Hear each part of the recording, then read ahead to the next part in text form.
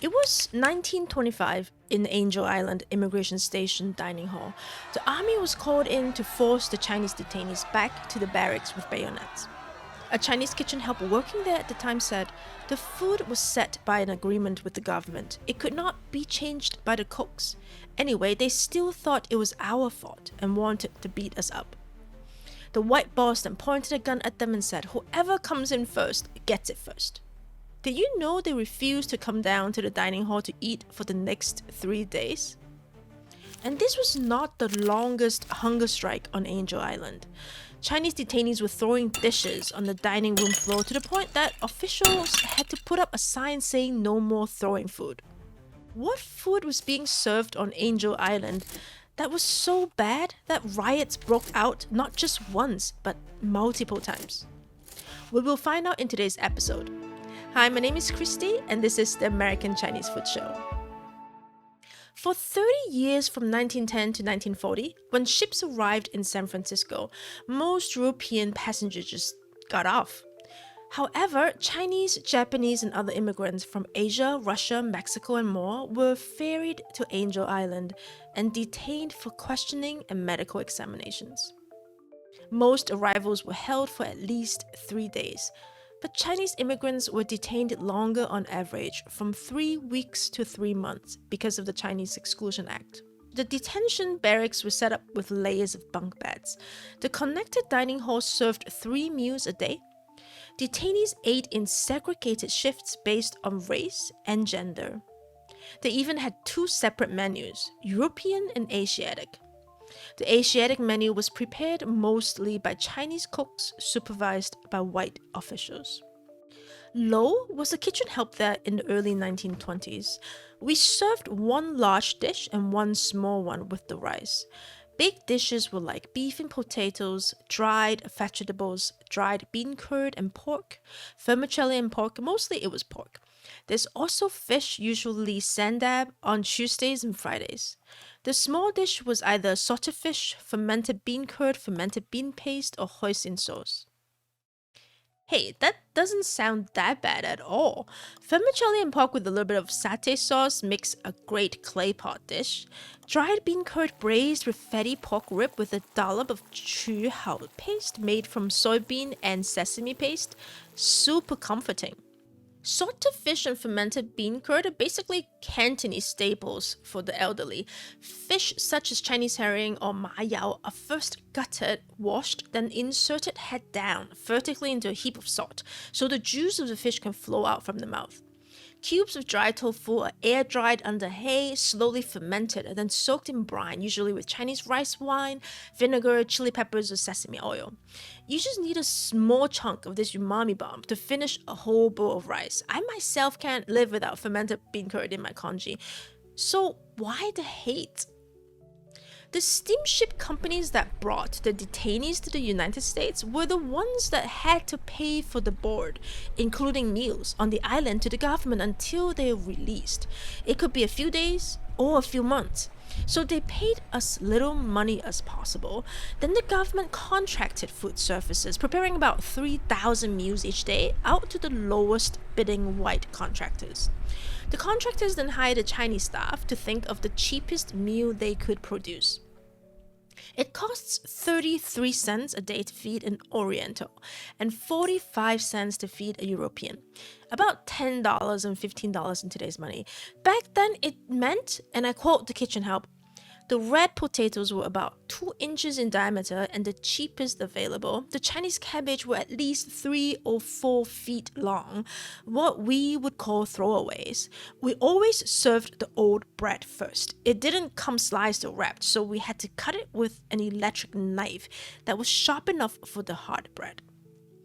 The result is the vegetables were old and the beef was of poor quality and fatty. They must have thought we were pigs. There weren't too many dishes, usually just one to go with the rice, sauteed vegetables, black beans, red grain rice, and things like that. It was cruel. The rice was reddish and coarse, not white rice. Not that many Chinese were eating white rice even back in China, but we're talking about the cheapest grade of rice possible. Even the kitchen staff said the steamed rice the immigrants ate was no good. so we cooked our own rice separately. The amount of food provided was also clearly not enough on purpose. I was 14 years old at the time. I remember the first time they called us to dinner. I just walked slowly out, everybody else ran. I soon saw why. There wasn't much food left if you got there late. This was because the boss made money on the lunches. For lunch, they served either congee cooked with minced pork or a sweet tapioca soup. If that didn't fill you, you could always buy sandwiches at the concession. The boss had us cook extra dishes to sell. It cost 17 cents a meal for the lunch congee, but it's actually cheaper than the average meal in San Francisco Chinatown, which was 25 cents for beef stew or pot roast. Aside from multiple levels of cost cutting, the bigger problem might have been the cooking utensils in a kitchen that was entirely modeled after the European-centric Ellis Island. An immigration interpreter said the kitchen was designed for serving American food with a lot of steamers instead of woks. So you can imagine a difficult situation, no wok to cook Chinese food. Out of the over 550,000 arrivals, a disproportionate 2-to-1 ratio of Asians were detained over non-Asians. Chinese immigrants represented 1/3 of all detained individuals. Yet, there was not a wok in the kitchen. Everything was thrown into a big bowl that resembled a wash tub and left there for you to eat or not as you wished. They just steamed the food till it was like a soupy stew. After looking at it, you lose your appetite. Their food was steamed to death, smelled bad, and tasted bad. Cantonese love our steamed food. Silky steamed fish that you can slurp into the mouth, steamed spare ribs with just a little bit of pink on the bone. The impossible task here is making fresh tasting food for all the hungry stomachs with low quality ingredients, not the right cooking equipment, and just 3 kitchen staff. It took 4 hours just to cook the rice, 15 bags of 50-pound rice every day. And the stoves used coal. The then 17-year-old Ma said the cooking skills were too inferior and the food was difficult to swallow. In addition, new Chinese arrivals were not used to eating refrigerated meats and many chose to remain half hungry. Which brings me to my next point. The detainees had very different backgrounds. Some were brides and kids from small villages and some were from rich merchant families. Maybe Mr. Ma was used to eating fresh meats, but most common villages in Guangdong at the time did not have meat to eat. Just like how another detainee recalled, because there had not been enough food for us in China, I enjoyed the meals on Angel Island. Meals were always served on time. An oral interview was done with Mrs. Lee, who was born in 1918 near Toisan and went through Angel Island when she arrived. Farmers in her village back home planted rice, potato, bok choy, mustard greens, winter melon, bitter melon, and Chinese celery. They worked on the rice paddies from sunrise to before sunset. When the sun was almost overhead, Mother would go home and prepare lunch.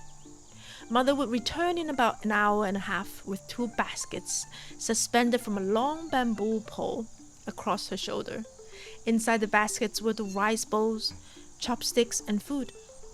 There was never any shade, so we sat together with hats and scarves covering our heads. The terraced farmland was so beautifully green all around us, and it was peaceful.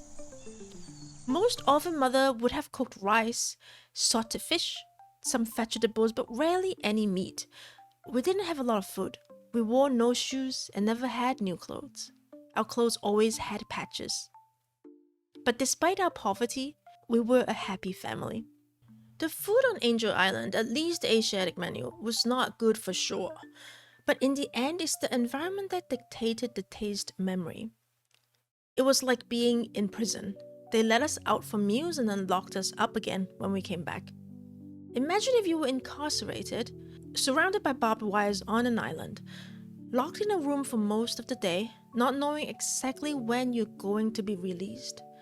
The longest known detention on Angel Island was 756 days, with stories of fellow Chinese men and women hanging themselves in the bathroom because they could no longer stand it. Are you going to remember fondly of the food you ate? All the above factors compounded into what the detainees remember of the meals. Angel Island Immigration Station provides a unique record of immigrant story because there are over 300 Chinese poems and inscriptions on the walls of the detention barracks, carved by the detainees serving as personal accounts. The food was remembered to be so bad, it even made it into one of the poems. 胃口奔馳，遲到監，因受受食亦心煩。薄待華人黃菜餐，若質難當實為難。In August of 1940, a fire that destroyed the administration building forced the government to abandon the immigration station. Later that year, the last group of about 200 immigrants, mostly Chinese, were transferred to temporary quarters in San Francisco. The Chinese Exclusion Act of 1882 was repealed by the Magnuson Act 3 years later. Today, picnic tables are installed where the Asian dining room once stood. That's it for today's episode. If you like our content, subscribe to the channel. See you soon!